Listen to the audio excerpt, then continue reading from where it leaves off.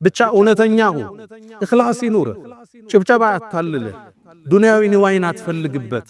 ታሪኩን አላህ እንዴት እንደሚጽፈው ለሱ ተው እናታችን ሀጀራ የነብዩላህ ኢብራሂም ባለቤት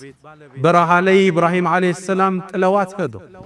ለማን ነው የምትተውን አንተ ኢብራሂም ለአላህ ተባለች አላህን ተማመነች ውሃ ፍለጋ ከሶፋና መርዋ 7 ጊዜ ተመላልሳለች ልብ በሉ ሀጀራ ያኔ በአላህ ተወክላ ሶፋና መርዋ ስትሮጥ ይሄ ሩጫዋ የዚህ የተከበረ ትውልድ ሱና እንደሚሆን ታውቅ ነበር አታቀማል ተስፋ መቁረጥ ውስጥ ብሶት ውስጥ ረሃብ ውስጥ ነች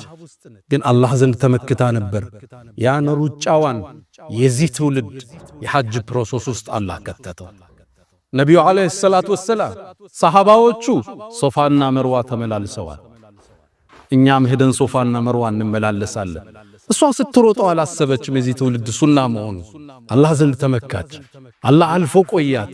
የዚህ የተከበረ ትውልድ የነብዩ ትውልድ ሱና አደረገላት